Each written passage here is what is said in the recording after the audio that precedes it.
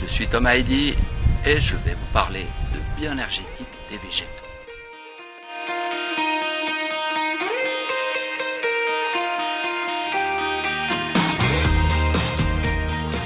Nous sommes ici dans une vigne, dans une parcelle de vigne du sud-ouest de la France.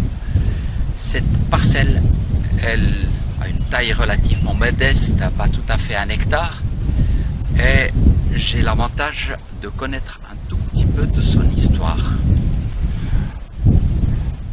Cette vigne-là, elle se présente tout d'abord comme étant extrêmement saine. On s'en occupe d'elle en biodynamie, donc elle est très bien soignée. Mais si vous la regardez bien et vous regardez, vous cherchez si elle porte des fruits, eh bien non, quasi rien, elle ne donne rien.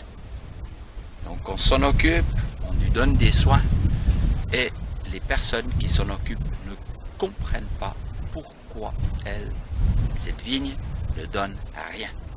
La bioénergétique des végétaux, c'est une nouvelle méthode qui permet de comprendre ce qui nous est caché, ce qui n'est pas visible à l'œil nu, ce que les parasites ne vous racontent pas, ce que les maladies ne vous racontent pas, ce que même le physique, ce que vous voyez, ne vous raconte pas.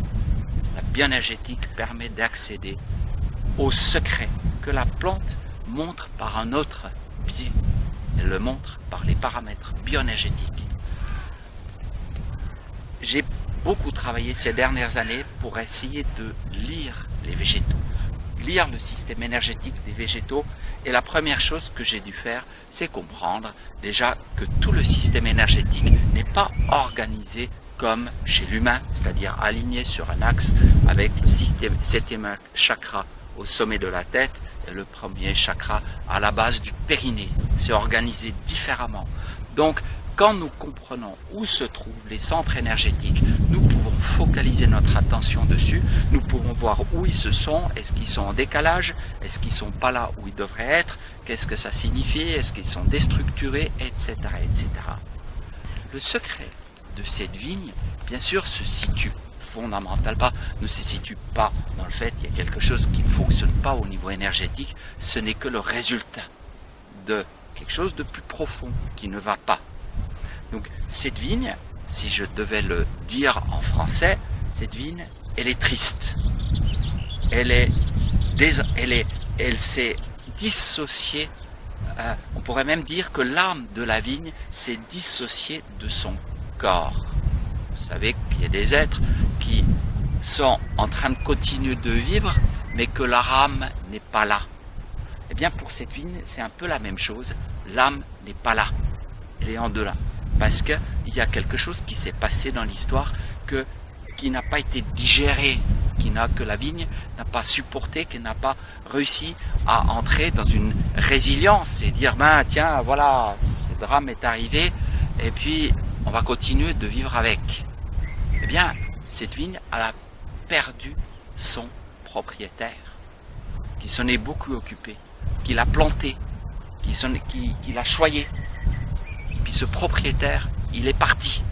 Il n'est pas décédé, il est juste pour des raisons que je n'ai pas à détailler ici, il ne s'en occupe plus de cette vigne.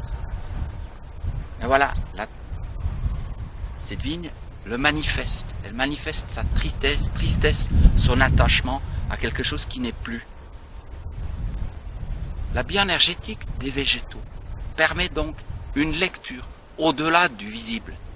Et c'est aussi ce à quoi je vous invite pour aller beaucoup plus loin dans notre relation, vers un monde où nous ne sommes plus en train de pesticider les plantes, mais nous entrons dans une communication véritable avec le monde des végétaux, qui en fait sont tous des êtres qui s'incarnent eux aussi.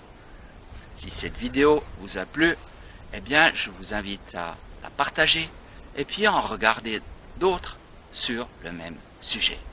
Merci de l'attention.